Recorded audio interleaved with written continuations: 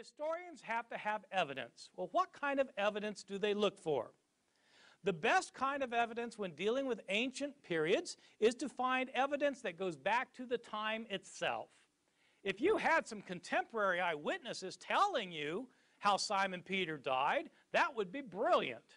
Unfortunately, you don't have that. You would love, though, to have contemporary accounts written like the next day from the events. That would be great. Historians would love that kind of thing. Historians would love to have lots of sources. You want to have lots of sources that go back to the time of the events that are being narrated. You would like these sources to be independent of one another. If you have 20 sources, but they all got their story from the same guy, then you don't have 20 sources, you have one source. You want 20 independent sources who all attest the same event. Moreover, you want these independent sources to be consistent with one another. You don't want them to be contradicting each other all over the map. You want them to be agreeing with one another. So you want them to corroborate one another without collaborating with one another. Moreover, you want them to be unbiased toward the subject matter. You don't want them to be skewing things in light of their own self-interests. If you're an ancient historian trying to establish what probably happened in the past. What kind of sources do we have when it comes to the Gospels? The Gospels are our sources for knowing about the resurrection of Jesus. Are they the kind of sources that historians would want when trying to establish what probably happened in the past? I think the answer to that question is no. When were the Gospels written? Well, they are not contemporary to the events they narrate. Scholars debate when the Gospels were written, but by far the most common datings are that Mark was written sometime around 65 or 70 A.D., Luke and Matthew about 10 or 15 years later, John maybe 10 or 15 years later, so John maybe around the year 90 or 95, Matthew and Luke around 80 to 85. These are the dates that are taught throughout the universities and divinity schools and seminaries of North America and Europe. I take them to be right for reasons that I can give you if anybody really wants to know. It's complicated arguments. If these dates are correct, it means that our earliest account of Jesus' resurrection is 40 years after the event. 40 years after the event. Well, Paul was writing before that, wasn't it? Yes, Paul was writing before that. Paul talks about the resurrection in 1 Corinthians. Well, that's 20 years after the event, so that's better. The Gospels give us the narratives. Paul makes reference to it, but there's a 20-year gap. You don't have somebody who was there writing about it. Second point, none of the authors were eyewitnesses. Paul himself indicates that he was not an eyewitness, and none of the gospel writers was an eyewitness. People, of course, call the gospel books Matthew, Mark, Luke, and John. Well, they call them Matthew, Mark, Luke, and John because we don't know who wrote these books, and there's no point calling them Sam, Fred, Jerry, and Harry. I mean, they're written by people. We don't know who they were written by.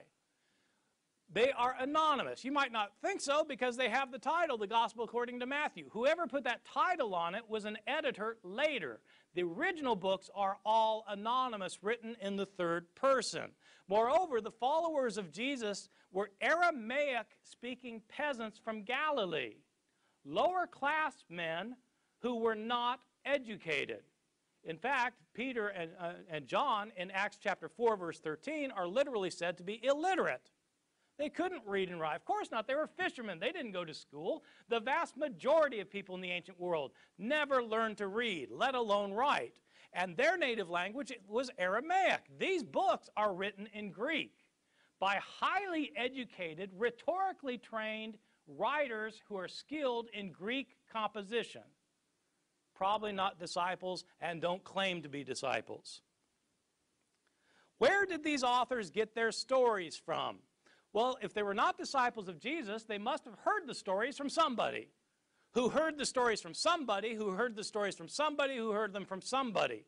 Stories about Jesus, including his resurrection, had been in circulation year after year after year from the time that his disciples knew that he got killed and believed he got raised from the dead. They told stories to convert people.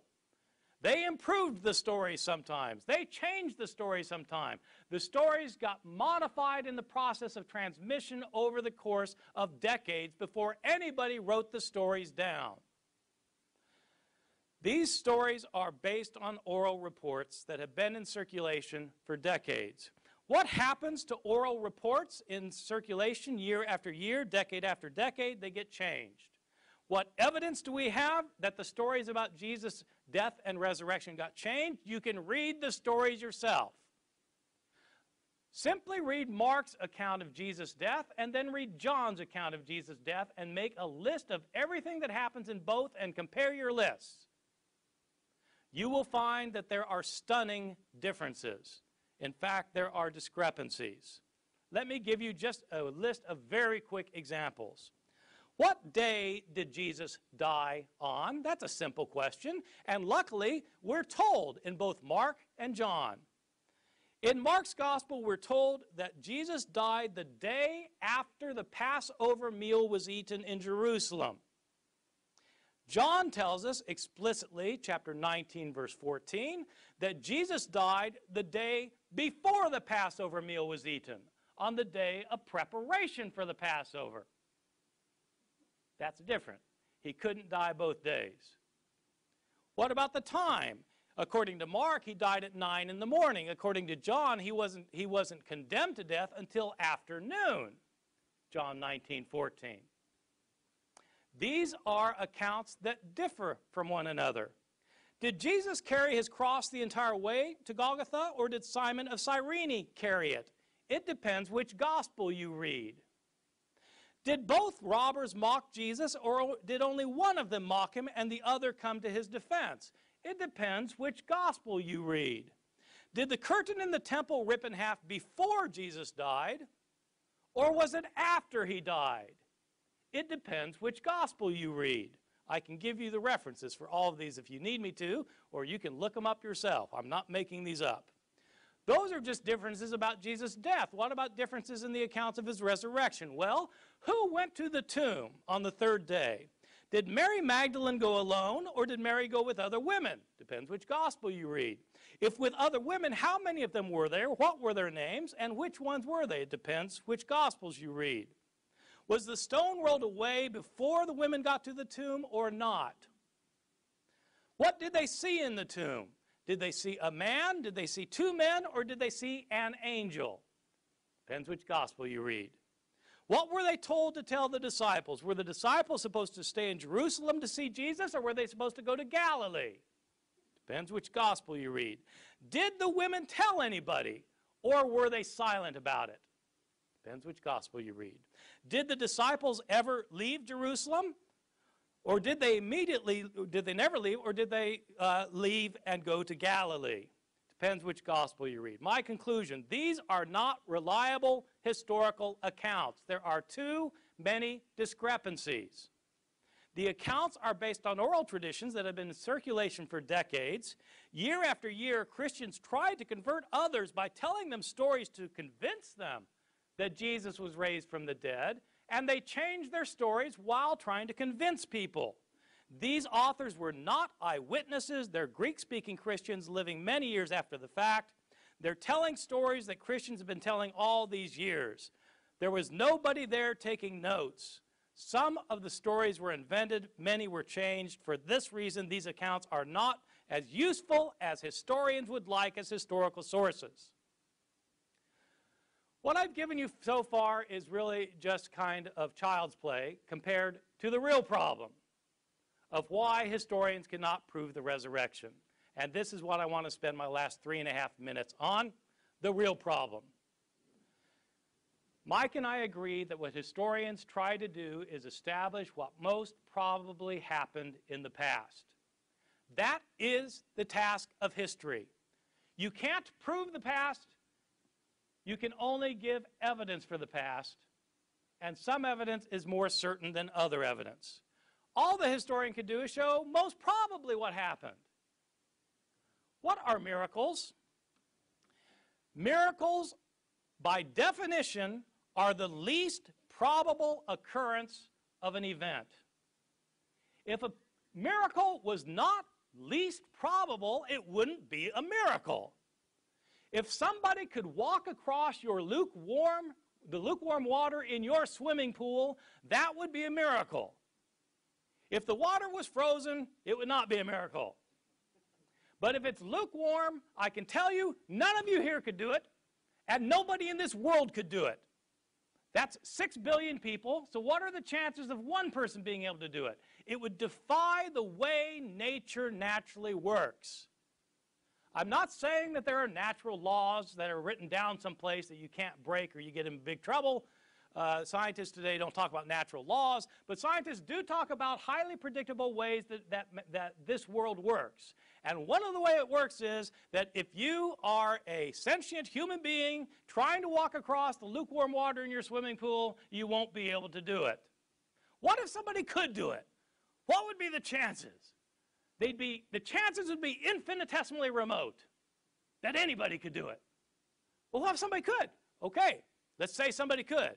The chances of them being able to do it are infinitesimally remote. Can you prove that this person probably did it? No, you can't prove it because you can't repeat the experiment of the past to show he did it.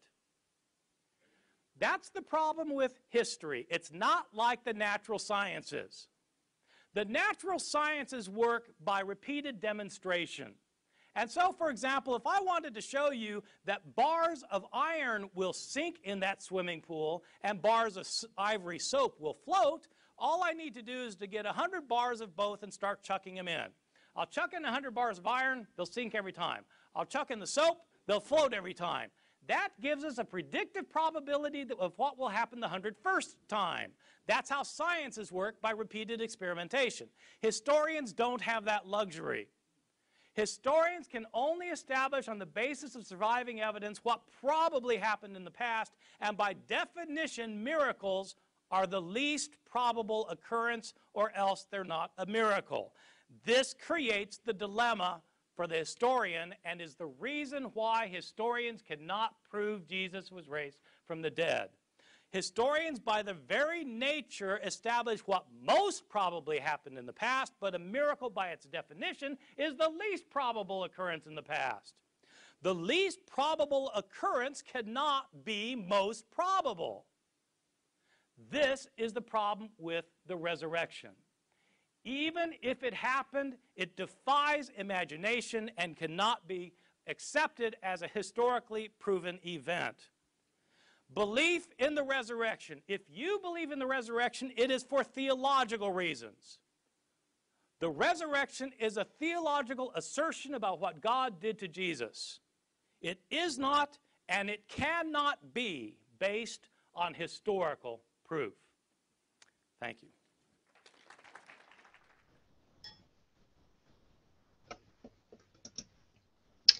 Hi folks, this is Jason. We're looking at the minimal facts approach of the resurrection, and I'm going to be sharing with you the main arguments for the minimal fact approach, and I hope this is going to be a blessing to you. So let's come before the Lord. Lord, we thank you for this day and for your love and your grace. We give you the praise and the glory and the honor, and we thank you for all your blessings and all your care and all your grace. And so God, we praise you today, we worship you, we give you the glory and we give you the honor, and we acknowledge that you are our God, and we give you the praise and the glory today. So Father, we thank you for this day. We thank you for your love, and we pray that you be with us today in Jesus' name. Amen. Okay, we'll look at 1 Corinthians chapter 15.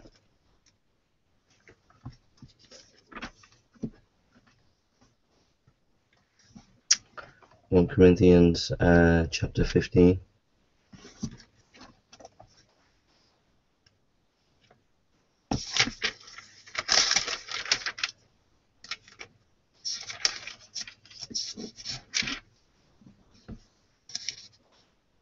And we read the first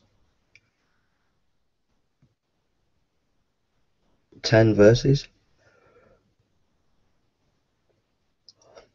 Now let me remind you, dear brothers and sisters, of the good news I preached to you before. You welcomed it then and still do now, for your faith is built on this wonderful message, and it is this good if you firmly believe it, unless of course you believe something that was never true in the first place. I passed on to you what was most important and what had also been passed on to me, that Christ died for our sins just as the scripture says. He was buried, he was raised from the dead on the third day as the scripture said. He was seen by Peter and then by the 12 apostles, and that he was seen by more than 500 of the followers at one time, most of whom are still alive, though some have died by now. Then he was seen by James and later by all the apostles. Last of all, I saw him, too long after the others, as though I had been born at the wrong time, for I am the least of all the apostles. And last of all, I saw him too, after the others, as though I'd been born out of the wrong time, for I am the least of all the apostles, and I am not worthy to be called an apostle, after the way of God. But whatever I am now, it is all because God poured out his special favor on me. So that's the passage that we're going to be looking at. In the defense of the resurrection, we have to ask, one of the first important things that we have to ask is, can we use the documents of the New Testament as an argument concerning the resurrection of Christ? Now, it's important to realize that we can use the New Testament. You don't have to believe the Bible is the Word of God to believe that the New Testament can be a source of historical information. And so you will find that historians, even secular historians, will look at various texts of the Bible in the New Testament. Critics will grant you a certain number of Paul's epistles as genuine Paul. Critics will grant you that there are aspects of the Gospels that they regard as historically accurate. Now, they might not agree with all the Gospels, they might not agree with the entirety of the Gospels, but the point is this, is that historians do use the New Testament as part of their historical inquiry. Now, what we need to do in the defense of the Christian faith concerning the resurrection is have a hypothesis, have an idea of as to what we are stating. And that hypothesis needs to explain the data that we're investigating. As we have and we see whether there is data that confirms or disproves it. From a historical point of view, what we're trying to do is, when we've had the hypothesis, when we check it, we see if, after we've checked it, whether, again, the facts substantiate what idea we have. So, first of all, we look at the evidence that is in the topic. We look at the evidence about the resurrection. And then we say, well, what would be the best explanation for that evidence? And then we determine various ideas that might fit that data. And then we choose the best understanding of that data. And that is the minimal fact approach.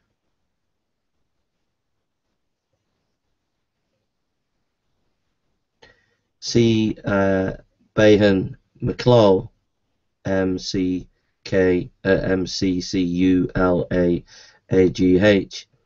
in his book Justifying Historical Descriptions, gives us a number of criteria to work on in our historical investigation. Number one, the hypothesis together with other true statements must imply further statements describing present observable data.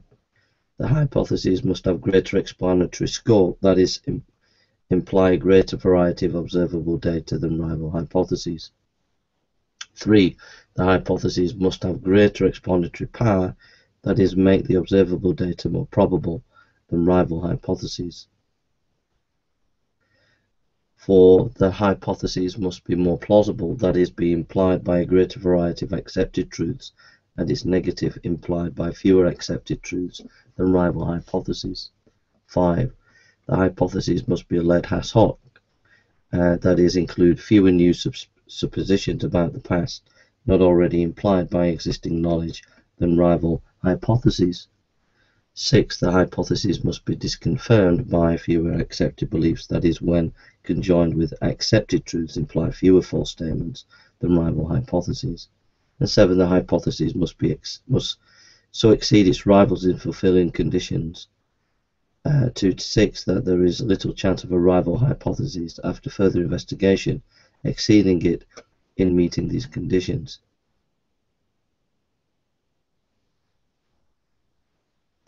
So if your hypothesis explains a wide variety of data better than any other hypothesis, then yours is the most likely position to be true. And it has to be said that when we're dealing with historical knowledge, and historical knowledge is not the same as mathematical knowledge, that's important because you get some apologists from the atheist and Christian side who will try and use the Bayes theorem, which is like a mathematical formula. But we can't have certainty in historical knowledge. We work on probability, trying to understand the best set of data for the best hypotheses. So in our historical inquiry, we're looking for whether our hypothesis has the facts for explanatory scope, explanatory power, plausibility, less ad hoc, compatibility with known beliefs, and that it can outstrip other rival explanations. Now there are, in this hypothesis that Christ rose from the dead, we have 12 facts that are on the table before we even begin. And we'll look at those facts in a minute.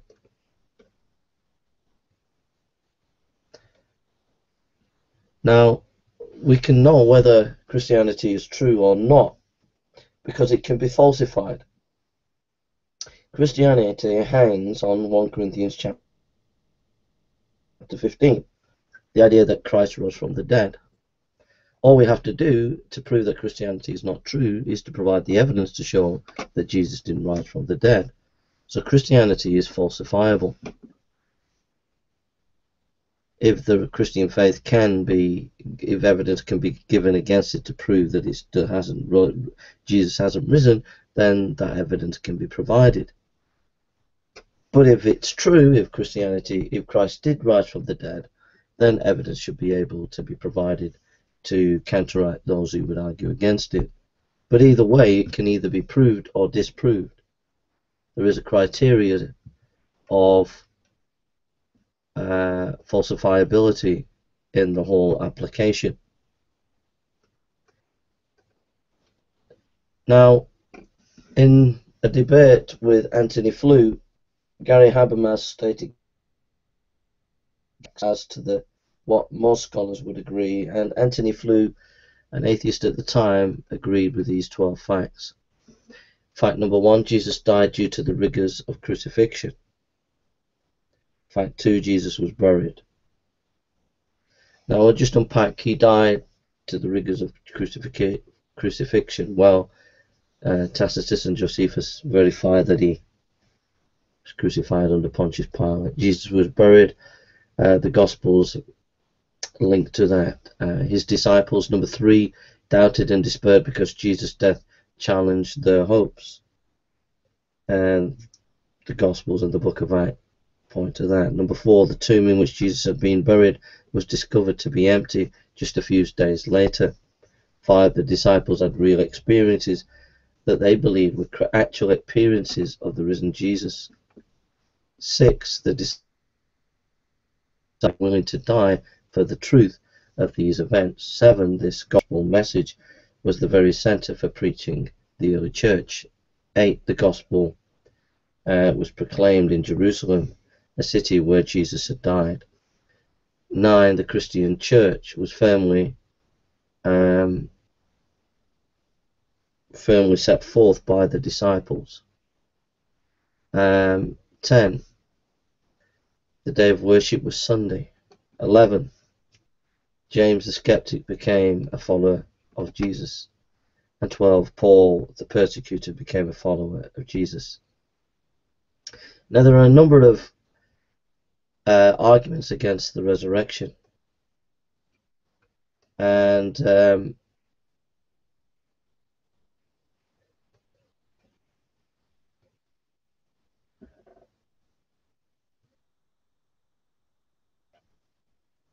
arguments against the resurrection, some of the arguments can go like these. The tomb was not known by the apostles, but that doesn't take into account the facts of 4 and 12. Maybe the woman came to the wrong tomb, doesn't take into consideration facts 5 and 12. Some may say it was a legend, but this doesn't take into consideration all the facts from 1 to 12. And just an aside there, I've checked the history of Mithraism from 500 BC to 600 AD, and it's interesting to note there's very little documentation about these religious beliefs that skeptics say was part of forming Christianity. Jesus could have had a twin, but that would not match with facts 4 and 11. What about people hallucinating? How does that account for facts 5, 11 and 12? You have a variety of experiences. You have individual appearances of Jesus to people and mass appearances, a variety of phenomena that's not normally associated with hallucination.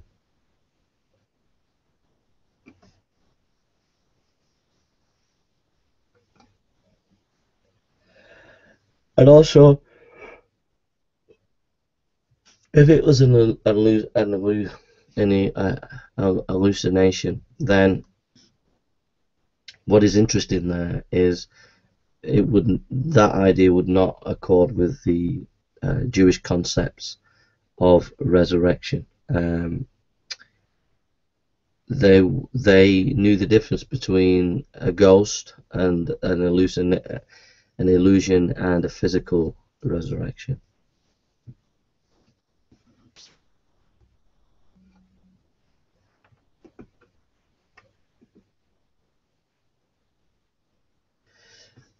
The idea that if Jesus was a spiritual resurrection, it wasn't literally physical, doesn't match facts 4, 5, 11, 12, and is based on bad Greek semantics.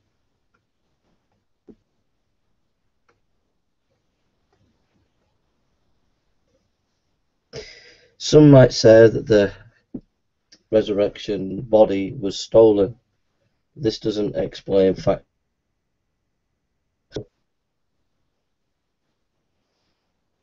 Some might say that the body was stolen,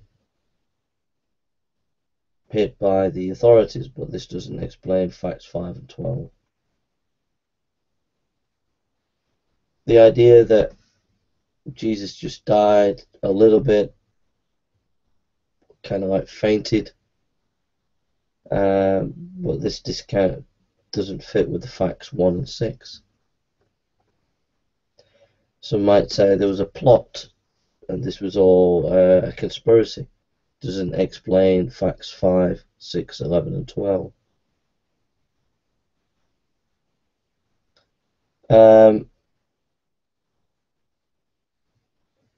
One idea where all the facts fit is Jesus was an alien.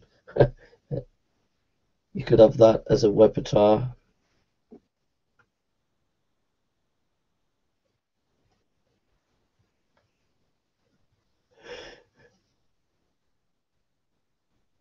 If you read Gary Habermas and J.P. Morland, page 127, 128, Beyond Death,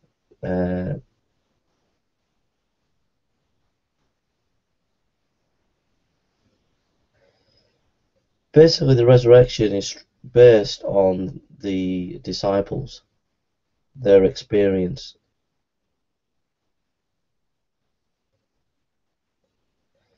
This experience is based on eyewitness material.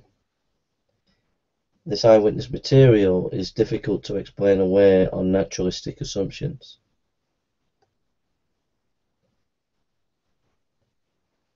These various experiences of eyewitness material were reported early,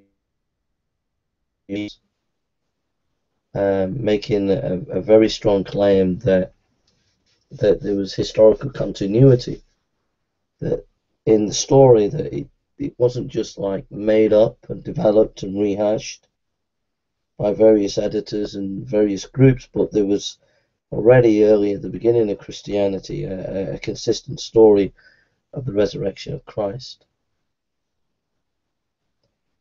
Also, these people's lives changed.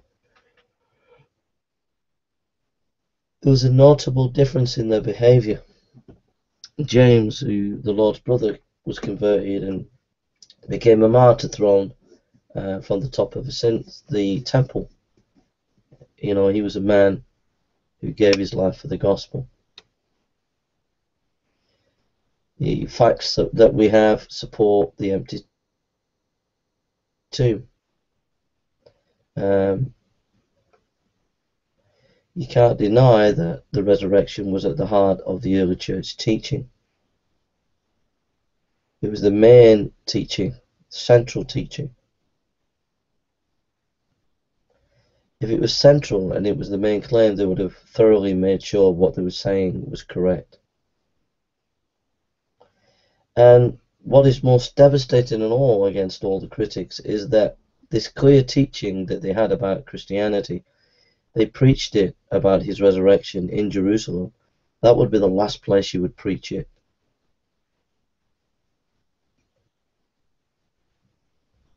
Interesting to note, the enemies of Jesus, such as the Jewish hierarchy of the time, were not able to present any evidence to overturn the resurrection. The fact that we see the church, how did Judaism develop into the church? What was the mechanism for that happening? That itself needs an explanation that the skeptics failed to give. Then the church changing from worship of Saturday on to a Sunday. How did this happen? Something earth-shattering and momentous must have happened for Jews to do this. We see also that important things such as James, the brother of Jesus, a skeptic, became a Christian, followed Jesus. Paul, a blasphemer, became a Christian and trusted Jesus.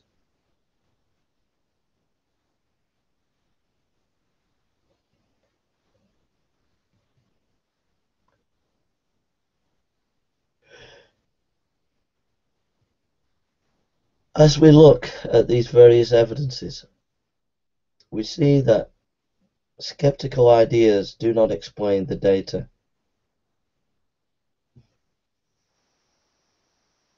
So the historicity or the historical veracity of the resurrection of Christ.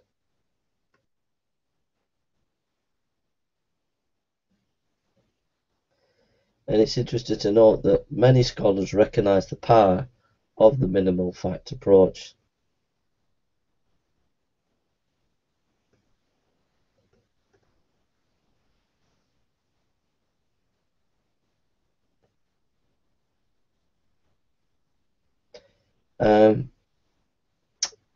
William Wand Oxford University church historian, says all the strictly historical evidence we have is in favour of it, and those scholars who reject it ought to recognise that they do so on some other grounds than that of scientific history.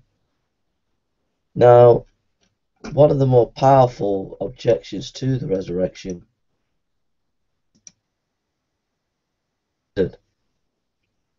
is Hume's contention. And that contention is very simple. He would say that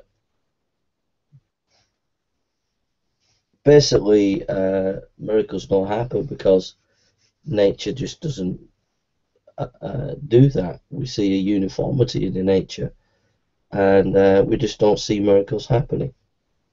But David Hume developed a criteria to investigate miracles. There was a miracle claims during the French Catholics in the time of Pascal, and these miracle claims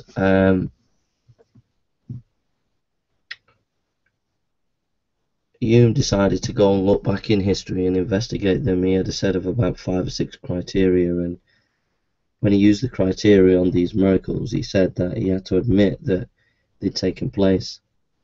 And then he realized that, well, he had a more scientific explanation of miracles. So even though the historical evidence shows that miracles took place at the time of Pascal,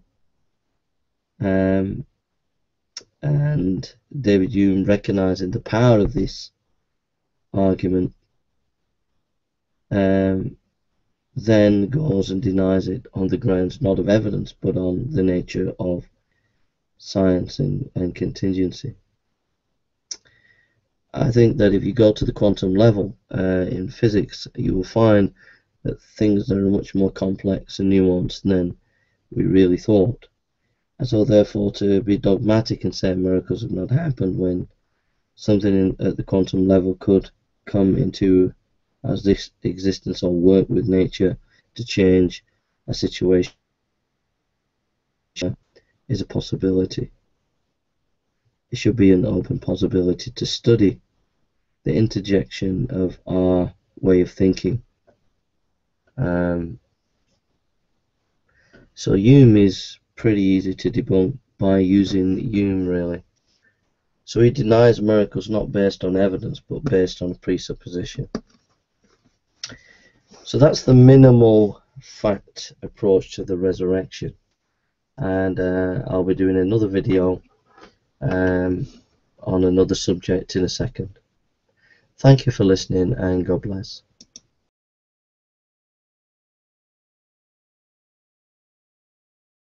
Question 6. Have the Gospels been accurately preserved down through the centuries? This is a terrific question that I have been interested in for a very long time. My first interest in this particular question about the accurate preservation of the Gospels started out when I was a student at Moody Bible Institute. At Moody Bible Institute, I believed, as did my professors, that the Bible is without error in the autographs. In other words, the originals of the New Testament did not have mistakes in them, even if subsequent copies of the New Testament may have mistakes in them. The problem is, we don't have the originals of the New Testament. What we have are thousands of copies of the New Testament that were made, in most cases, centuries later. We don't have the originals. We have copies made centuries later.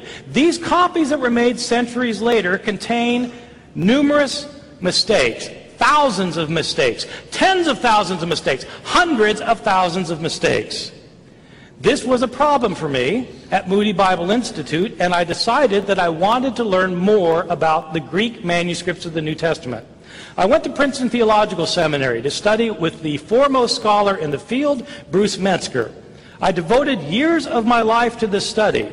This has been the core of my research for the past 30 years. At some point, I came to the realization that my belief in the inerrancy of the autographs didn't make sense. If God inspired the Bible without error, why hadn't He preserved the Bible without error? I couldn't think of a good answer then, and I still can't think of a good answer now, even though I think I've heard every answer ever proposed. I couldn't any longer believe that God had inspired the originals because I was sure he had not preserved the original. Let me tell you now what I think about this entire situation, which is that we cannot know whether the Gospels have been preserved accurately through the ages, and I'm going to try and illustrate with you by explaining how it worked. Take the Gospel of Mark. Whenever Mark was written, say it was written in the year 65 or in the year 70, in the city of Rome, say, I don't know where it was made. Whoever wrote Mark put it in circulation, and somebody copied the Gospel of Mark.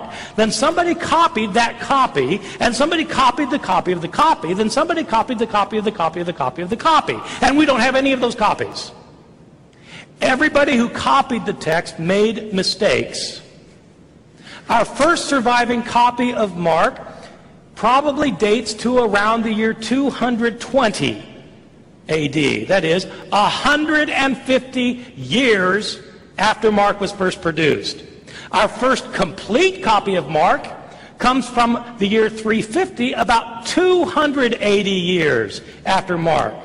We have lots of copies from later times. From thousands of years, 1,000 years after Mark, we get lots of copies. When you compare all of these copies with one another, they all differ from one another. And what is striking is that the earlier you go to look at the manuscripts, the more differences you find. The earliest copies have the most mistakes. What would happen if we found copies that were still earlier? The only evidence we have is the evidence that survives, which suggests that in the early periods of copying, there was the most mistakes made. How many were made the first month? Or the first year, or the first decade? How many mistakes were made in the copy of the copy of the copy, which served as the copy of all the copies that we now have? We have no way of knowing. If Craig thinks that we have a way of knowing how the gospel was changed in its first 100 years, I want to know what the answer is, because I've worked on this problem for 30 years, and I don't know of a way to know, and I've never seen a good explanation. You can't argue that we have lots and lots of copies of Mark, and therefore we know what was originally in Mark. These lots and lots of copies are from many centuries after Mark was written. How could we know that these copies stem from a correct copy instead of an errant copy? Our earliest ones are all highly errant. Sometimes you will hear Christian apologists say that the New Testament is the best attested book from antiquity, and therefore you can trust it. It's true it's the best attested book from antiquity, but the attestation is all from 1,000 years later. It doesn't make sense to say that you can trust it because it's well attested. If the New Testament was well attested, then you could say what the New Testament originally said. Whether you should trust it or not is another question. But the reality is we have lots of late manuscripts of Mark and of every other book of the New Testament. We don't have early ones, and the earliest ones we have are filled with mistakes. Question number 5. Do archaeologists and historians use the Gospels as sources? It's very easy to answer the question whether the archaeologists use the Gospels as sources. The answer is flat out no. Archaeologists dig to find material remains from antiquity, and their digs are not based on the study of literary texts such as the New Testament Gospels, as any bona fide archaeologist will tell you. But historians, of course, do use the Gospels as sources, principally as sources for knowing about the life of the historical Jesus. They have to, because there are no other sources that are reliable that exist, which leaves us with a problem, since the only sources that do exist are the Gospels, and they're not reliable either. There's no doubt that the historical Jesus is the most important person in the history of Western civilization. There is no doubt of that at all, in my opinion.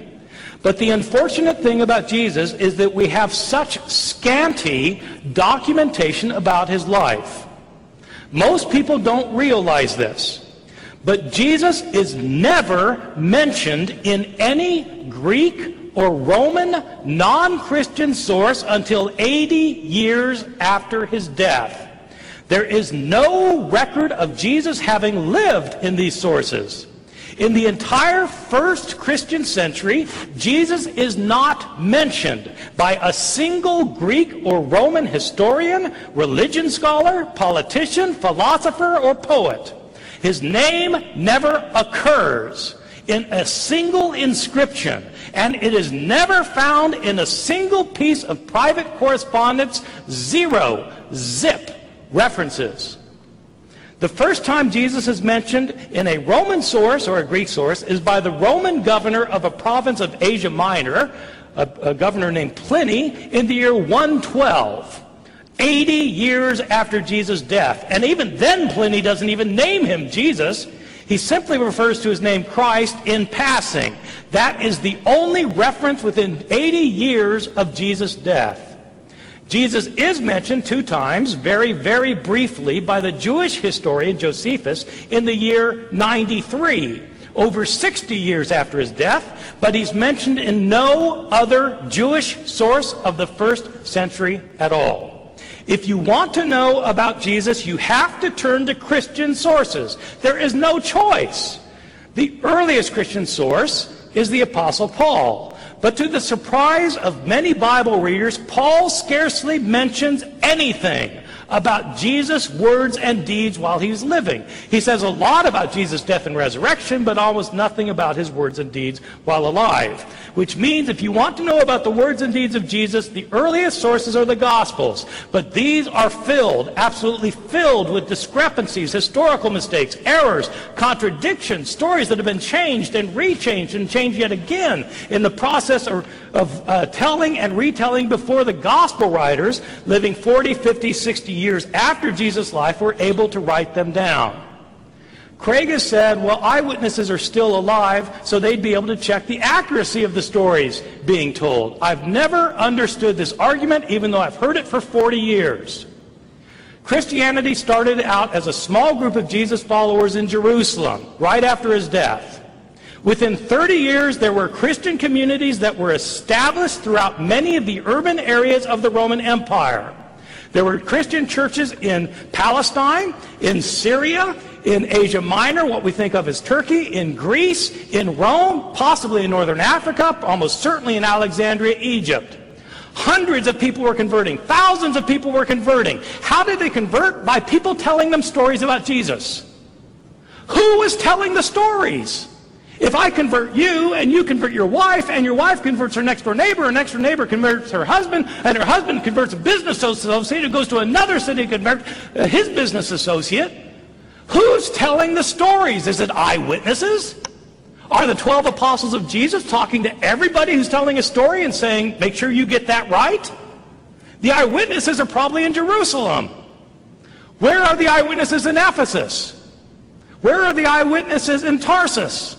Where are the eyewitnesses in Alexandria? They are not there. The stories are changed and rechanged over the years so that historians have to use these Gospels very carefully and critically because they don't contain eyewitness reports, and we can't assume that what they say is historically accurate. Question number 7, our final question. Do scribal errors and textual variants significantly impact any teaching of Jesus or any important Christian teaching? Let me start by saying that when Craig says that the following view is a view of skeptics, that we don't have the originals, we have only copies, that thousands of copies have thousands and 10,000s of mistakes, when he calls that the view of skeptics, it's true, that is the view of skeptics, and it's the view of non-skeptics. It's the view of every scholar who works in this field, including Craig. Everybody agrees. We don't have the originals, we have thousands of copies, and the thousands of copies have tens, if not hundreds of thousands of differences among them. Are any of these differences important, or are they all fluff? Did Jesus say, let the one who is without sin be the first to cast a stone at her? It's a wonderful and familiar saying of Jesus, but it's based on a scribal variation that is an error. It was not originally in the New Testament Gospels, as Craig has just told us. Did Jesus say, neither do I condemn you, go and sin no more? Well, does it matter whether Jesus said it or not? Turns out it's only in a textual variant. It was not in the original New Testament. Did Jesus say, "Go into all the world and preach the gospel to the whole creation. He who believes in me and is baptized will be saved, but he who does not will be condemned"? It's found only in a textual variant. These are the signs that will accompany those who believe. In my name they will cast out demons. They will speak in new tongues. They will pick up serpents. And if they drink any deadly thing, it will not hurt them. They will lay their hands on the sick and they will recover. Does it matter if Jesus said it? It certainly matters to the Christian groups in the Appalachian Mountains who practice snake handling as part of their worship services. Did Jesus give the entire Lord's Prayer or just half of it, as in Luke? Does it matter? It depends on which manuscript you read. Or do other textual variants matter? Does it matter whether the doctrine of the Trinity is explicitly taught in the New Testament? The only verse that comes close to teaching it directly is 1 John chapter 5, verses 7 and 8. There are three that bear witness in heaven, the Father, the Word, and the Spirit, and these three are one. Does it matter if that's in the New Testament? Does it matter whether the Gospel of John ever calls Jesus the unique God or not? It's based on a textual variant. Does it matter whether the Gospel of Luke teaches a doctrine of atonement or not? The view that Jesus died for the sake of others. It depends on a textual variant. Does it matter if Jesus was in such agony before his arrest that he sweat blood? It's found in only a single textual variant of the Gospel of Luke.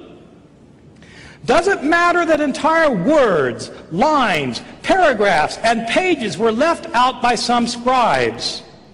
Does it matter that there are numerous places in the New Testament where scholars cannot decide what the original text said? Does it matter that there are some places where we will never know what the original author said? Does that matter or not? Many evangelical scholars claim that it doesn't matter. But I don't believe them, because these scholars devote their lives to studying the Greek manuscripts. Why would they do that if it doesn't matter? Major evangelical seminaries raise hundreds of thousands of dollars for manuscript projects to study these manuscripts. Why would they do that if it doesn't matter? It does matter. Is the Bible a trustworthy, reliable guide? If so, what if we don't know what it originally said?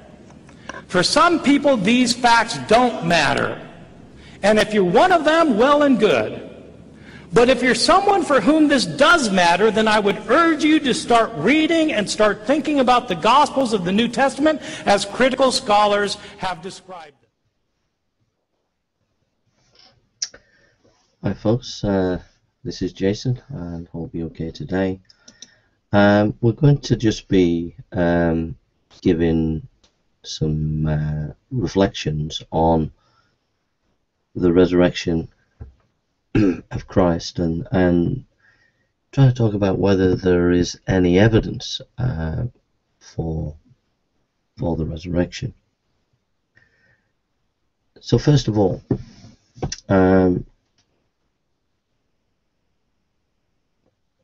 from the Rational Response Squad, we read these words: "There's actually no historical evidence that isn't hotly disputed item within the field of history to prove that he ever was even a man, much less the Son of God."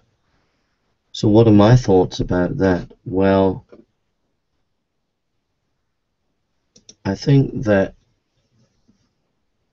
that statement really shows really a lack of understanding of history about Christ. There are facts about Christ which we're going to be looking at later that show that he died, that there was an empty tomb, etc., etc., and these facts are not in dispute. They're accepted by the main body of scholars. So skeptics these days are propounding to you a bunch of lies. In 1 Corinthians 15:14 and 15 we read, "If Christ was not raised, then your faith is useless. If Christ was not raised, we are false witnesses.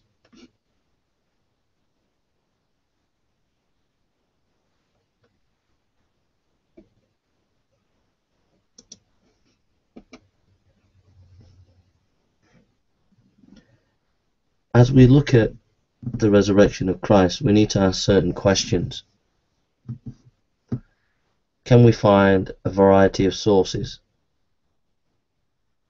Is there testimony from enemies? Is there anything that our historical inquiry that adheres to the criteria of embarrassment? Is there any eyewitness material? Is this material early? These are some of the questions that we need to ask in this discussion about the resurrection of Christ. Dr. Gary Habermas has compiled a vast amount of sources. I think it's over 14,000 articles that he's looked at, and that he shows that adhere to certain basic facts. These articles are from Germany, France, etc., and he's compiled a massive encyclopedia of information about Jesus from these articles. The majority of them believe in certain facts about Jesus Christ.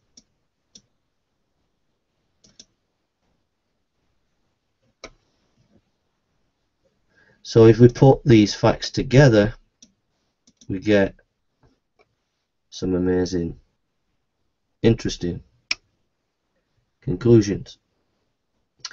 If we looked at fact number 1, recorded in all the Gospels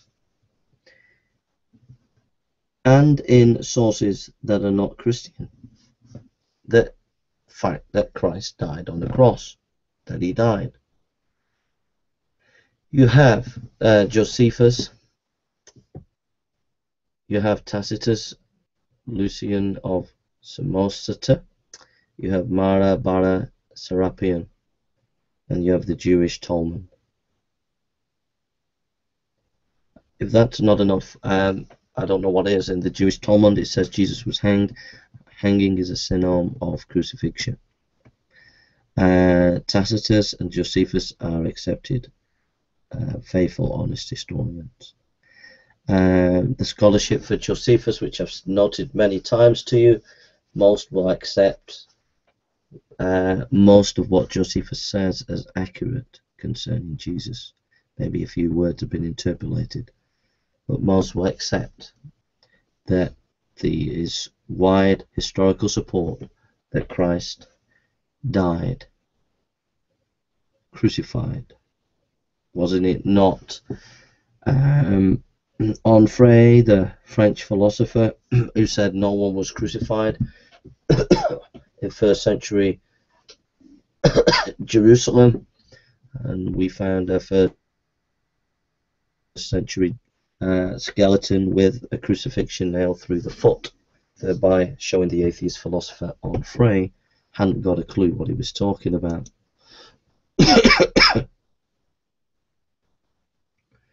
John Dominic Crossan, Jesus, a Revolutionary Biography, page 145, said about Jesus and him dying on a cross that he was crucified is as sure as any historical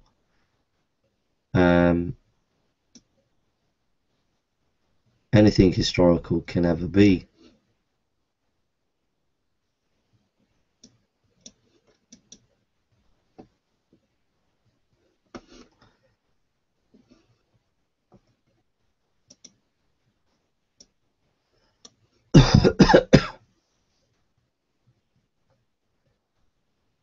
Next,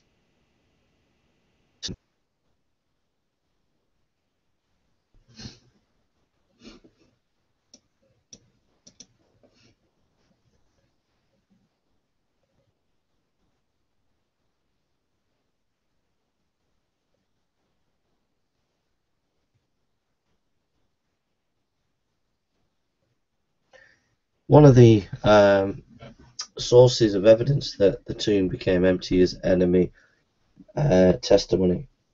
There is an unwritten testimony by the Sanhedrin that the tomb was empty.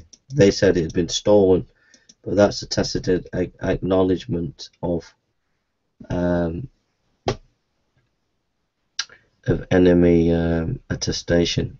You can find in Justin Martyr's dialogue with Trypho 108, Tertullian Speeches 30, Jewish Toledoth, he was not in his group. 11:15, you are not to say his disciples came during the night, and you are to say his disciples came during the night and stole him away while we were asleep. So basically there is enemy attestation there. We can see that there were those who actually acknowledged that the body, the tomb, was empty.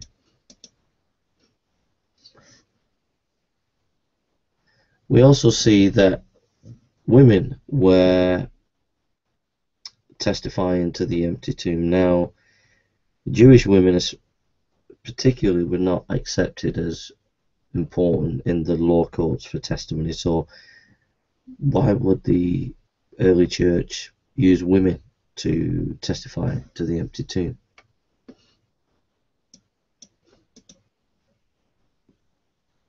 So we've understood that the empty tomb, and then fact number 3, that there were appearances of Jesus. Now,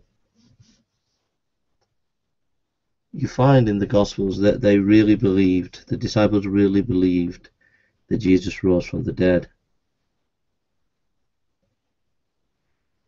One minute these disciples were timid at the crucifixion of Jesus. They were timid, and then afterwards they are bold. And we have to explain this historical fact.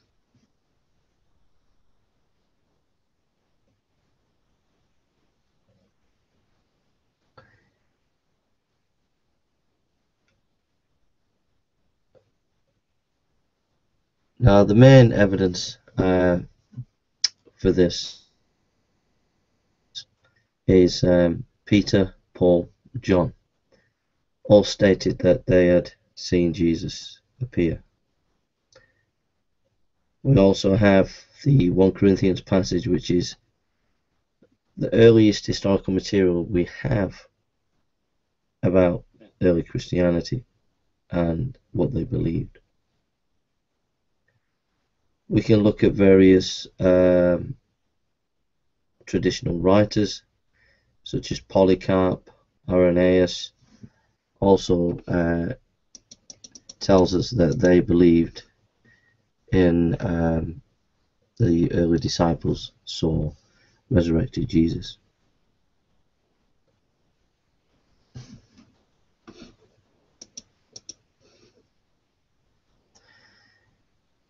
Now, there's a whole literature outside the Gospels that talk about the disciples seeing Jesus rise from the dead. We have the Didache, Clement of Rome, Shepherd of Hermas, Ignatius, Polycarp, Diogenetus, Papias, Quadratus of Athens, Aristides, Justin Martyr, Claudius Apollinaris, Menicius, Felix, Melator of Sardines, Hegesippus, Dionysius of Corinth, Irenaeus of Lyons, Rodan, Theophilus of Caesarea, Theophilus of Antioch, Maximus of Jerusalem, Polycrates of Ephesus, Clement of Alexander, Tertullian, Serapion of Antioch, Apollonius, Caius, Philetus of Rome, and Origen. It kind of just goes on and on and on.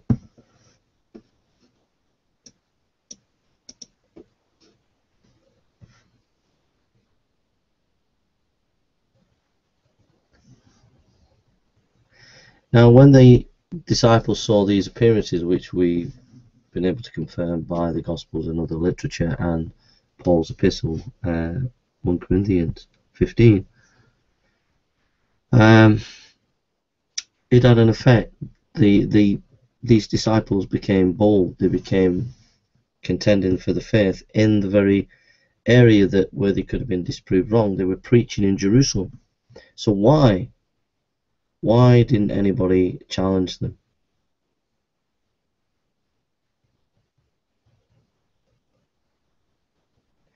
So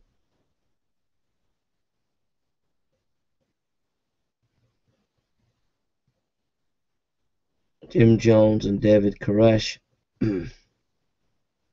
says this: nearly all scholars agree that the disciples had the risen Jesus that transformed their life.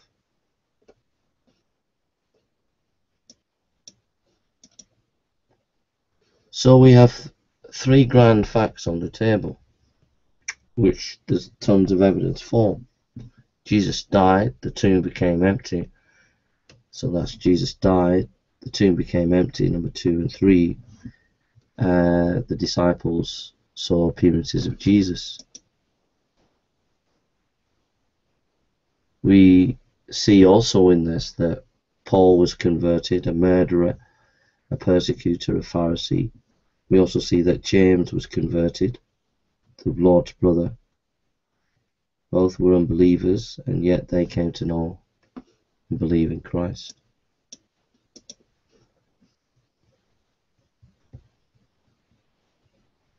So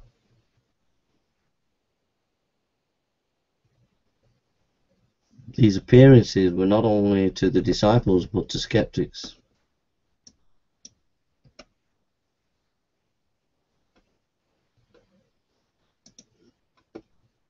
So again, we ask the question, which view, which opinion takes into consideration all the facts? As we look at those various hypotheses, we see that they all fell to the ground.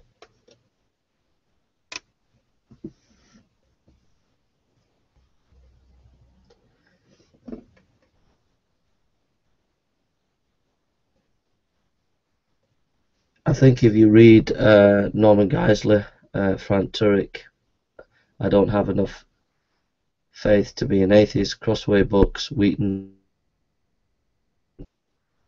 page 299, we read Gary Habermas: skeptics must provide more than alternative theories to the resurrection. They must provide first century evidence for those theories.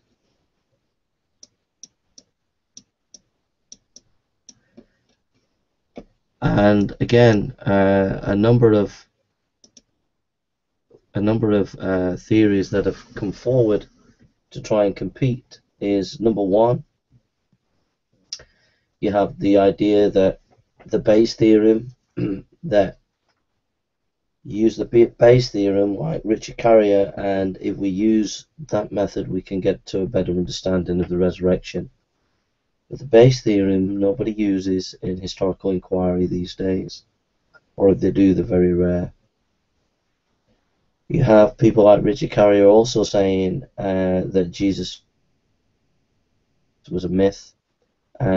This cannot be substantiated because the Gospels are just bursting full of historical facts, and it's obvious that to say that Jesus is a myth is just too simplistic and doesn't accord with the evidence. Also, that one of the reasons for this myth idea is that Jesus comes from Mithraism.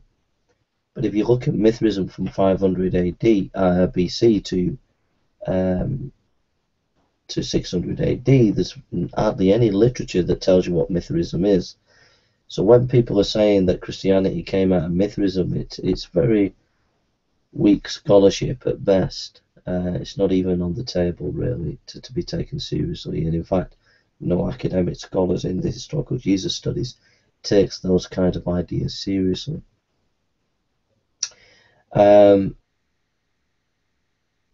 Dominic Crossan has come up with the idea that Jesus was a kind of cynic philosopher in Galilee because we find Roman and Greek ruins. But if you read the first essay by Dr. Evans in the Historical Jesus Studies book, Cambridge Guide to Jesus, you'll find that he completely debunks Dominic Crossan by showing that the funerary rites and the pots that we found all confirm that Galilee was a very strong Jewish area. So, and there is no literature that we found of any significance that would prove that there was Sinaitic philosophical influence in that area. So Dominic Crossan's ideas fall to the ground. Bart Ehrman would generally try to show there are contradictions within the gospelology and the methodology of many. If you read the book Inerrancy in the Gospels, or Gospels and the Inerrancy by Poythress on John Frame's website, John Frame is a Christian philosopher, there you'll find a really good exposition of the various contradictions of the Gospels. But when one Gospel says an angel appeared, or another Gospel says two angels appear, then you have to be careful, because it's only the Gospels showing different emphasis. And as we look at it in that perspective, there aren't any contradictions.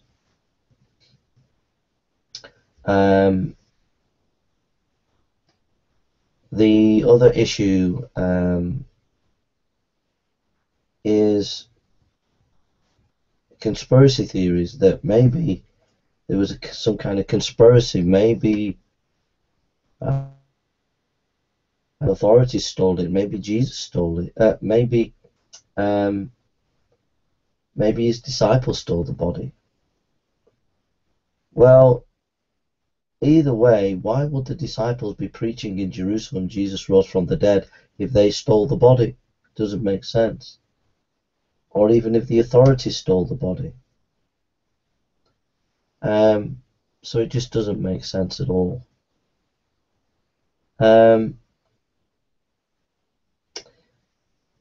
Some people have said over the years that Jesus could have just fainted, that he kind of like nearly died, and it looked as if he was dead.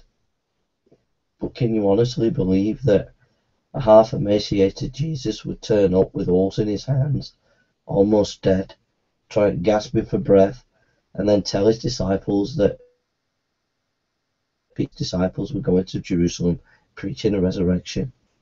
Do you really think that's a plausible hypothesis? In the ancient world, if you were crucified, you generally died. It's very rare that you didn't die. So, looking at it from a medical point of view, there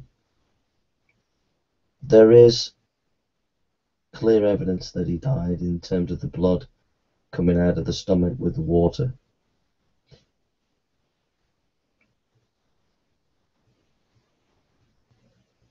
The idea that maybe Jesus had a twin brother is just not plausible. We have no evidence of that. That Jesus, that it all happened through an alien, is some of the crazy stuff people have said. It actually is that really a plausible explanation. Fact of the matter is, there isn't any hypothesis that is better than the explanation that the Christian faith has, that Christ rose from the dead. It rules out every other possibility. Again, the only strong argument that you could use is the argument that miracles don't happen, that David Hume used, but that is debunked from because of the quantum level. We don't know what goes on at the quantum level. So to be dogmatic like that is just not being intellectually honest. So you're left with strong evidence that points to Jesus rising from the dead. And I would recommend going to Gary Habermas's website on the resurrection. I would recommend that you go to Mike Lacona's website on the resurrection. And I would recommend that you read Lee Strubble's The Case for Christ, and also, if you want to read more scholarly information, The Resurrection of Jesus by Mike Lacona. So I hope this has been a blessing to you and an encouragement to you and a help to you today. And so God bless you, and see you soon.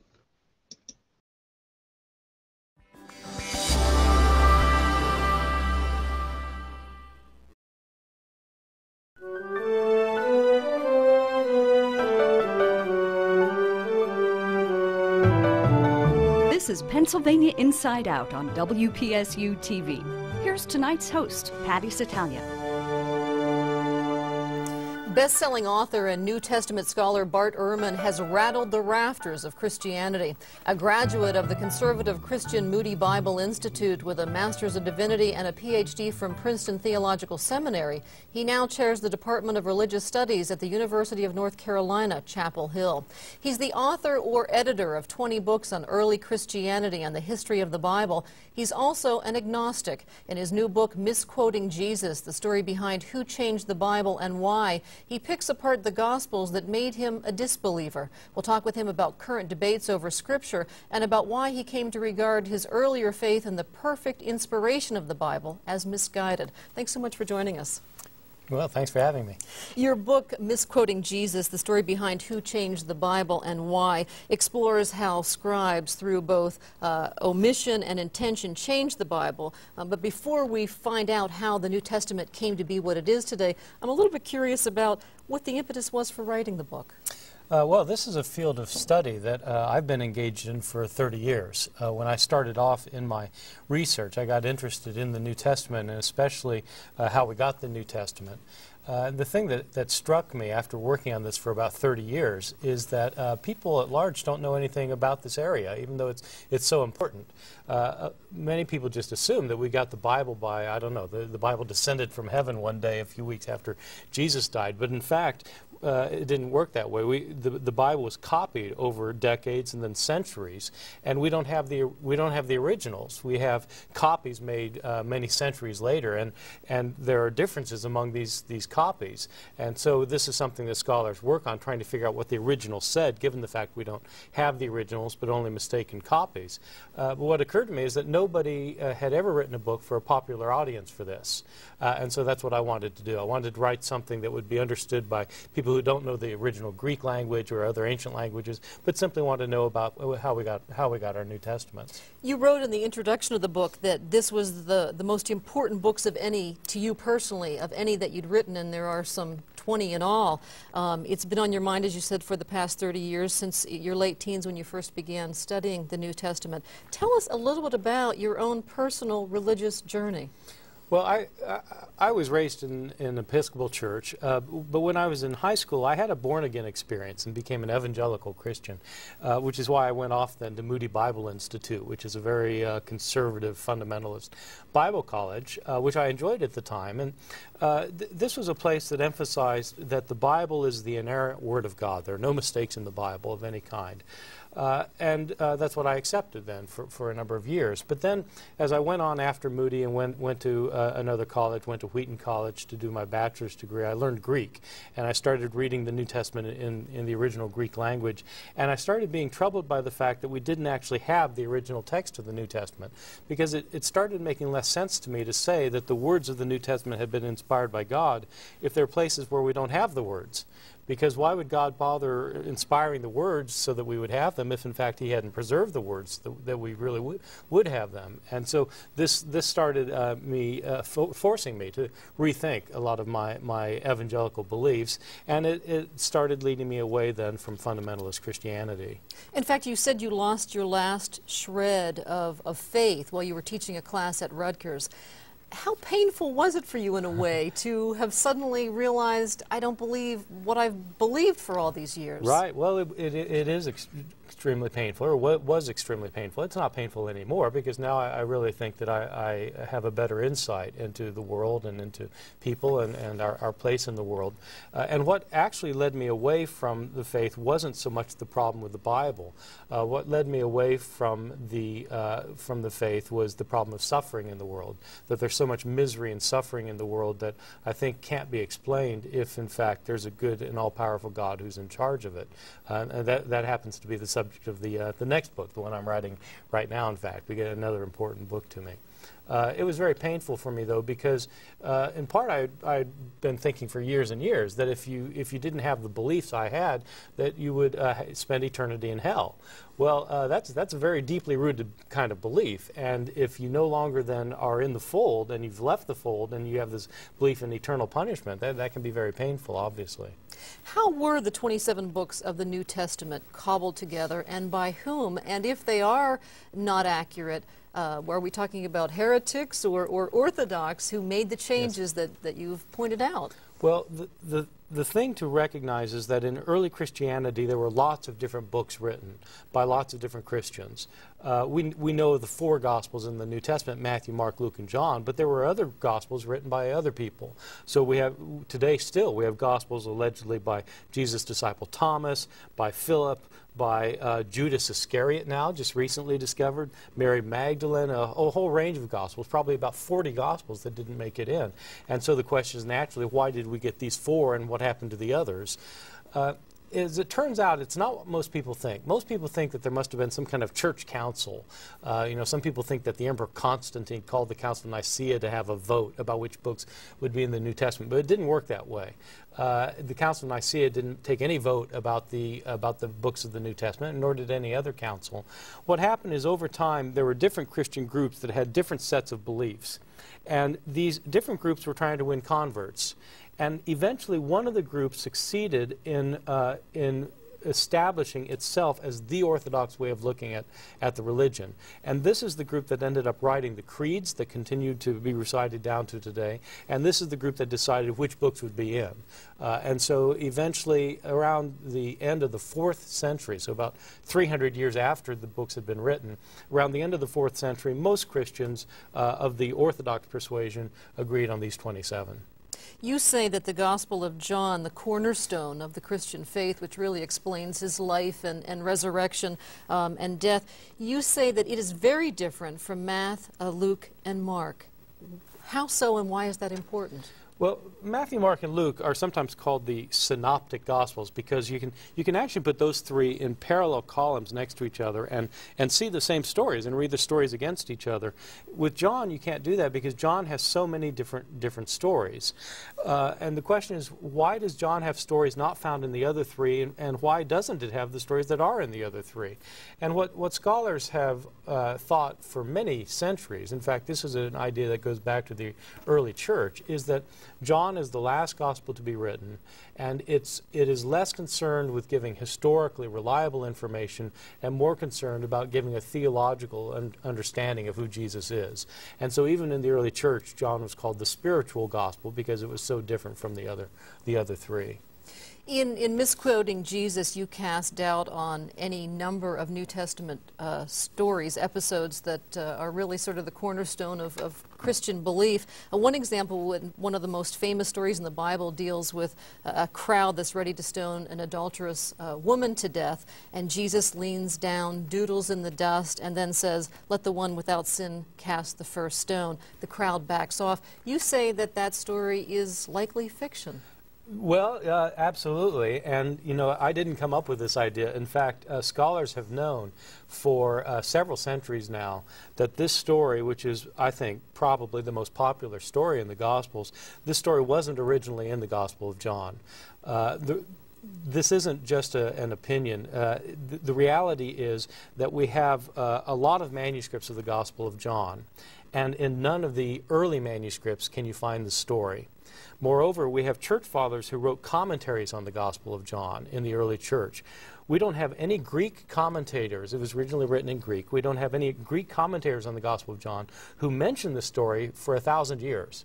So the question is, where did the story come from? Who added it and why? Yeah, well, we wish we knew. But my hunch, and again, this is a hunch that a lot of scholars who work on this have, is that there was a scribe who had heard the story, maybe heard it through the oral tradition, and thought that it well represented some of the things Jesus was saying in John chapter 7. And so he wrote it as a marginal note in a manuscript. And then a second scribe came along later and saw this marginal note and thought, oh, he left out a story. And then he put it in his manuscript, and then that manuscript got copied over the centuries until it became a popular story, and then was included in our English Bibles because it was included in the King James translation. Now, in researching your book, you spent years reading texts from the Old Testament. We're talking about in ancient Greek, without punctuation, without capitalization, thousands and thousands of pages. How arduous an ordeal was that? And yes, well, it's not for the faint of heart. It's this is a difficult field of study, but a very important field of study, and there aren't that many people who engage in it because, in fact, frankly, it's rather boring. I mean, reading Greek manuscripts is not the most exciting thing you can do on a Friday night, but it is extremely important because the New Testament was originally written in Greek. And since we don't have the original manuscripts, all we have are later manuscripts, we have to look at these manuscripts and compare them with one another to know where there are differences among them. And what most people don't realize are that there are thousands and thousands of differences among these manuscripts. Well, somebody has to find these differences and point out what they are so we can know, well, what are the differences and what are the originals. And that's what a textual critic does. This is Pennsylvania Inside Out. I'm Patty Satalia, and our guest today is a New Testament expert. He's chair of the Department of Religious Studies at the University of North Carolina at Chapel Hill, a best-selling author and an agnostic. Some say he peered so hard into the origins of Christianity that he lost his faith. We're talking with him about two of his books, the New York Times bestseller Misquoting Jesus, the story behind who changed the Bible and why, and Truth and Fiction in the Da Vinci Code. A historian reveals what we really know about Jesus, Mary Magdalene, and Constantine. Let's talk a little bit about the Da Vinci Code, which of course is a worldwide bestseller, translated into 44 languages. I believe there's something in the neighborhood of 60.5 million copies out there, so this is something that has caught the attention of people worldwide. The premise of this book is that there's a conspiracy within the Roman Catholic Church. The Vatican knows it's living a lie, but it continues to do so to keep itself in power. What do you think of the basic premise of that book? I think it's a brilliant premise if you want to sell books, and I think if what you're looking for in a book is a good murder mystery that's a real page turner that has a Vatican cover-up, this is a formula for success, and it obviously succeeded quite well. And so I actually liked it as a novel. I don't like it in terms of its literary style. I mean, if you want a literary stylist, read Jane Austen. Don't read Dan Brown. But as a page-turning novel at the beach, I think it's very good.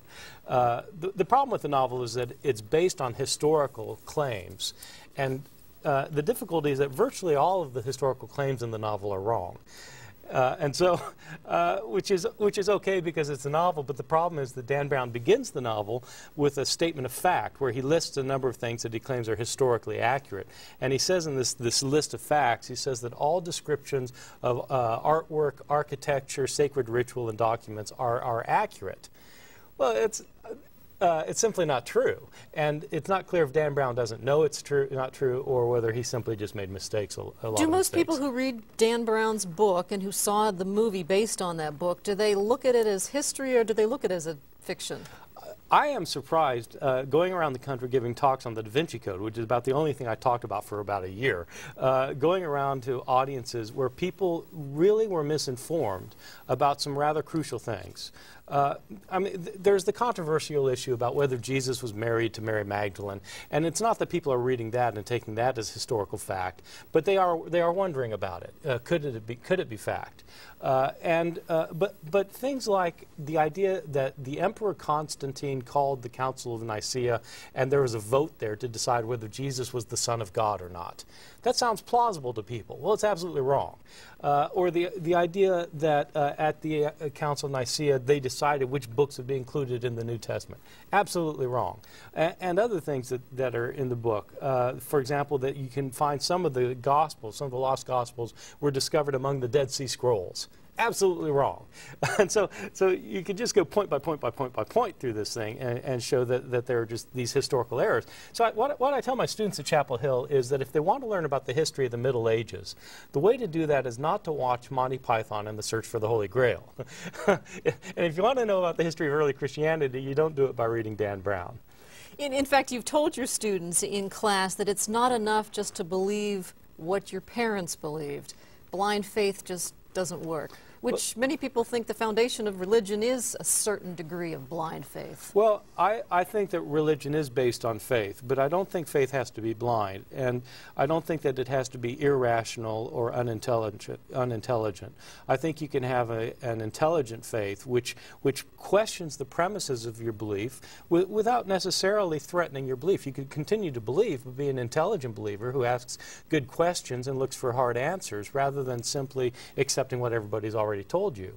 I mean, if everybody accepted simply what everybody told them, then everybody would, I mean, where would we be as a world? We'd all be the same religion, probably. Right. And there'd be no need for universities any longer. So, so that, for me, teaching religion about religion in a university is an ideal situation because students come in with ideas about religion, and these get challenged, and so it forces them to think. I think that's a good thing. It's probably what you've written a lot about probably makes people very uncomfortable, and I'm wondering if people are able to separate the message from the messenger. Yeah, that's a good question. I think some people are better at that than others. I sometimes get hate mail. It's interesting that the most hate mail I've gotten over the last couple of years hasn't been about the Gospel of Judas that I was involved with the publication of, or some of the other, or misquoting Jesus. Most people have gotten upset really because of particular stands that I take on the inspiration of the Bible. So my view about the inspiration of the Bible is that the Bible has to be treated like any other book is treated, because it's a book. And so if you're going to read a book, then you should read it as a book. And you shouldn't prejudge the issue about what kind of book it is, any more than you prejudge any book. You read the book and you see what's in the book, and then you evaluate it with your intelligence. And I think doing that, I think the Bible is the classic of religious literature. I mean, it is the, I mean, for good reason, it's the best-selling book of all time. But the Bible needs to be read carefully, and people need to read it critically. Otherwise, people simply use the Bible to support whatever their own particular points of view are, and I don't think that's very helpful. In fact, critics say they should read your book, but read your work balanced against other religious scholars. Absolutely. Absolutely. You shouldn't take anybody's word for it, even mine. Now, you know, there have been several books that debunk Dan Brown's enormously popular The Da Vinci Code, but most of them have been evangelicals who have been worried that his work would lead people astray. Yes. What's your motivation? Well, it's not that. I think you do get a lot of evangelicals for whom that's a concern, and you actually get a lot of Roman Catholics who have the same concern, that their co-religionists will be led astray.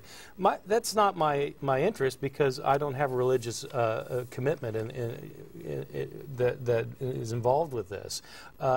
My problem is that I think history is really important. I think we really need to know what happened in the past. And anytime people misunderstand the past, it affects the way they understand the present and probably what they're going to do in the future. I think that certain things matter about the past. I mean, it really matters that there was a Holocaust, even though some people want to deny it. It matters whether there were weapons of mass destruction discovered in Iraq. Things about the past matter. It matters who Jesus was. He's the most important person in the history of civilization. We ought to know who he really was. And so I think it's very important for people to know history, and so I wrote my book on the Da Vinci Code as a way of getting back to very important historical issues concerning Jesus and the New Testament and so forth. Now, you talk about the New Testament as being copies of copies of copies translated over lots and lots of years, but how does it compare to the Muslim Quran or the Jewish Torah? How does it compare in terms of accuracy? And well, I'm not an expert on either the Quran or the Torah or all of the Jewish scriptures. What I will say is that in the ancient world, everybody had the same problem, which was that there wasn't desktop publishing, and you couldn't publish anything electronically, and you didn't even have Xerox machines. You didn't have carbon paper. The only way to get a book reproduced in the ancient world was by copying it by hand, one page, one sentence, one word at a time. And until there were tight controls over that, people made mistakes.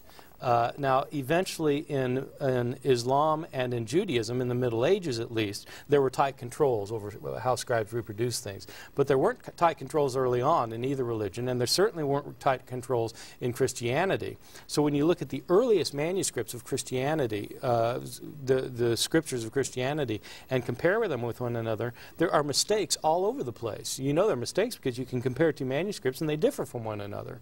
And so, so you have this problem that people are changing their text, and then the question is, what's the original text? What got changed? And it actually is a big problem with the Hebrew Bible. It's as big of a problem as it is with the New Testament, with the one difference being that the Hebrew Bible doesn't have very many manuscripts, whereas the New Testament has thousands of manuscripts. And on that note, unfortunately, we are out of time. Yes. Our thanks very much to Professor Bart Ehrman of the University of North Carolina at Chapel Hill for talking with us today, and to you for tuning in. If you have comments about this program or have story ideas you'd like to share with us, you can reach us via email at pennsylvaniainsideout.psu.edu or by U.S. mail at 227 Outreach Building, University Park, Pennsylvania, 16802. For all of us here at WPSU, I'm Patty Satalia. Thanks for watching. Have a good night.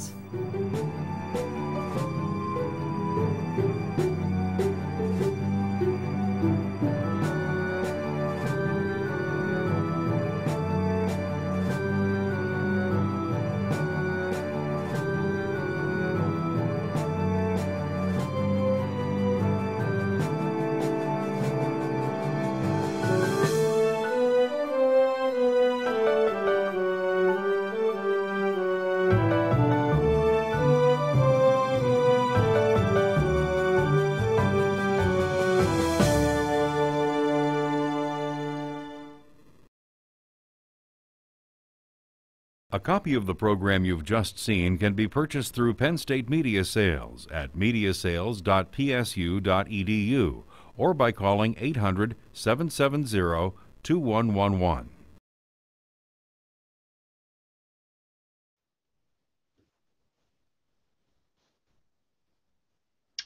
Hi folks, this is Jason. Hope you're okay today. It's good to see you. I just want to share with you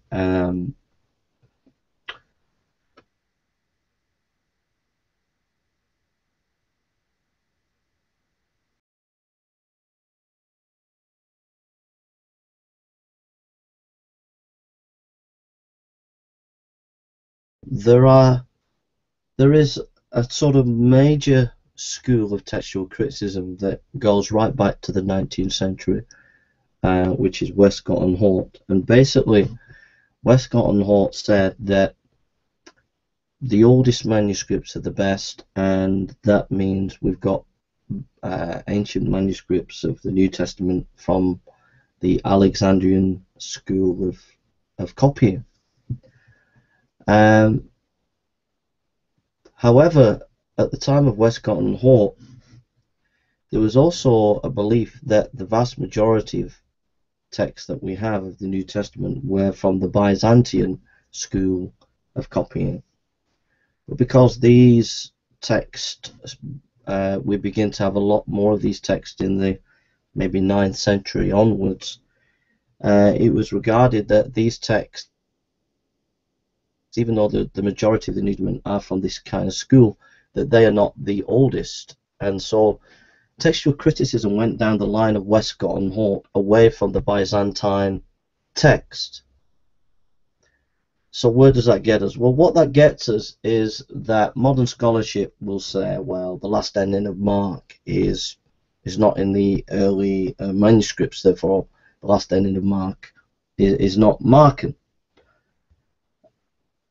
However, what the modern scholars don't tell you is 95% of the ancient manuscripts that we have of the New Testament do have the last ending of Mark.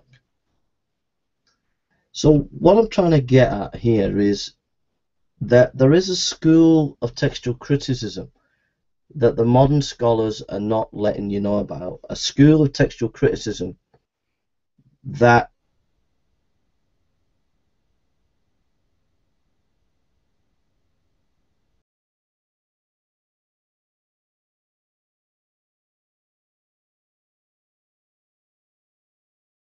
scientific way of looking at textual criticism.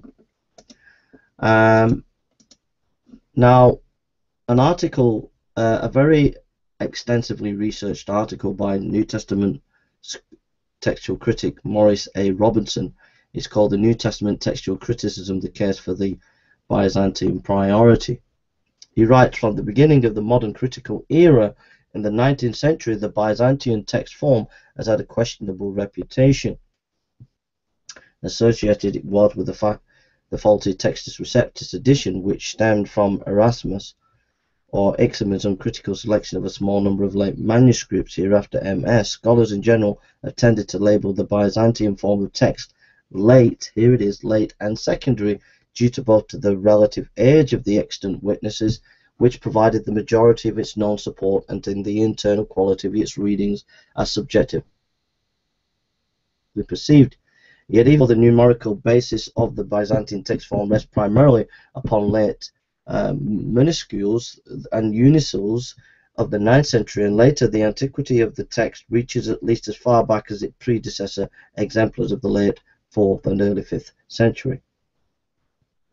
So basically what Maurice A. Robertson is saying here is that modern textual criticism, rejection of the Byzantine texts as being more helpful for the reconstruction of the New Testament text, is faulty. That actually we need to take more seriously the Byzantine text, not just because there's more of them, but for very good reasons, that they are actually do go back to later antiquity.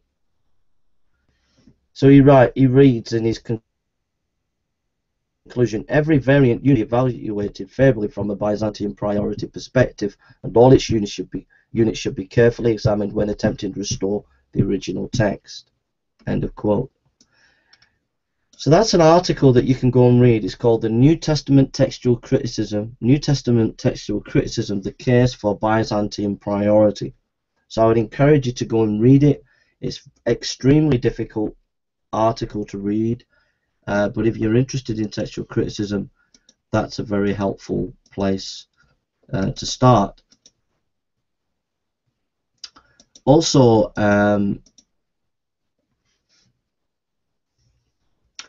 there is an interview with Maurice Robertson, Part 1 by David Allen Black, and Part 2, so go and have a look at that. Interview with Maurice Robertson, Part 1 and 2, David Allen Black.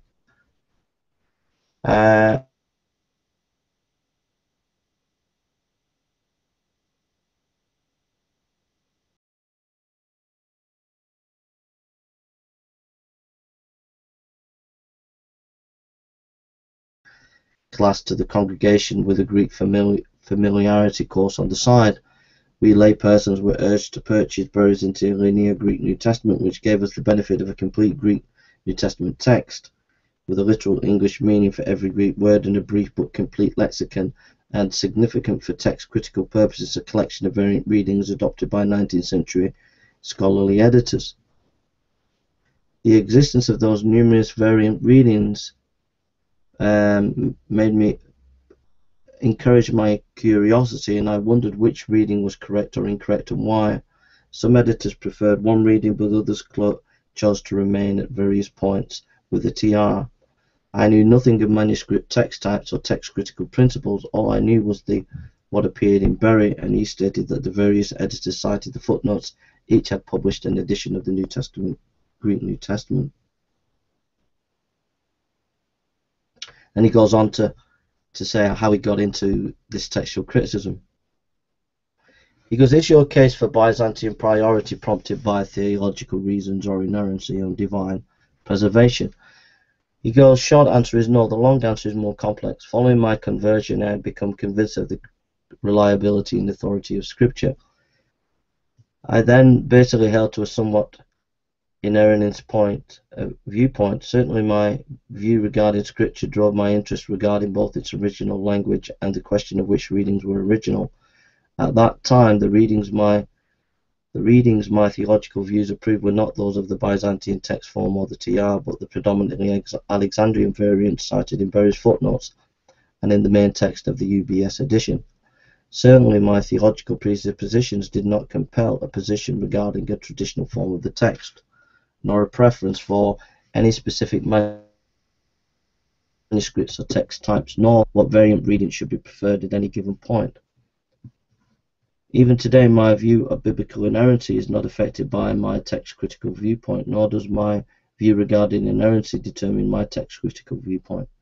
In theory and actual historical practice, any text or manuscript can be accepted as God-breathed and theological sufficient for teaching and for proof in instruction of righteousness. In other words, such MS and text exist as valid witnesses to biblical authority, despite various non-scribal errors or disagreements among them. In this regard, no MS or text fails in its aggregate to reflect an authoritative witness to God's written revelation of truth. Textual criticism exists primarily to sort out the differences and out of many reasonably good and accurate texts to determine more precisely which sequence of readings appears most closely to reflect the original form of the text as given by revelation.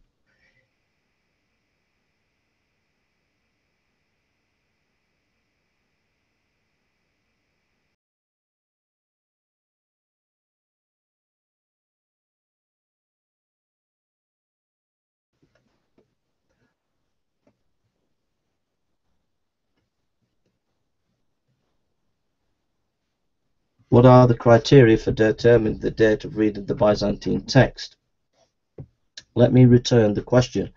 What are the criteria for determining the date of any reading as opposed to the date of an existing witness? The only certainty is that a reading appearing in MS is either older than the MS or created by the scribe of that MS. A reading found in 2nd century MS is certainly at least that old, but not necessarily any older, necessarily original.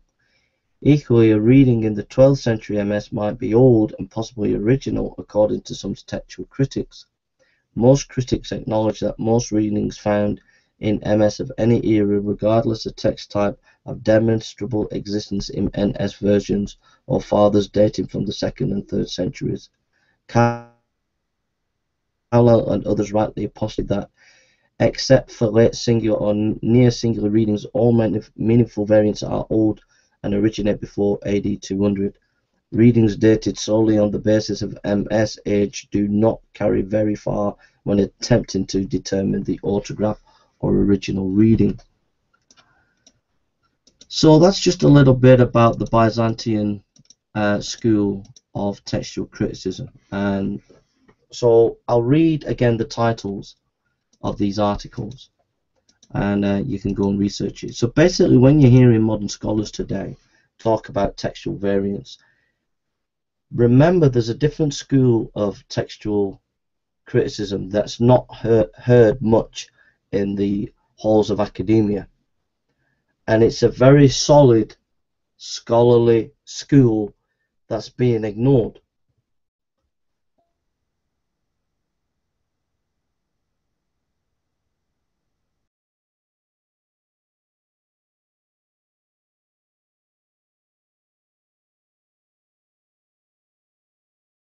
Defend the Bible in a better way, and I think Morris A. Robinson can help you in this. New Testament Textual Criticism, The Case for the Byzantine Priority, Morris A. Robinson.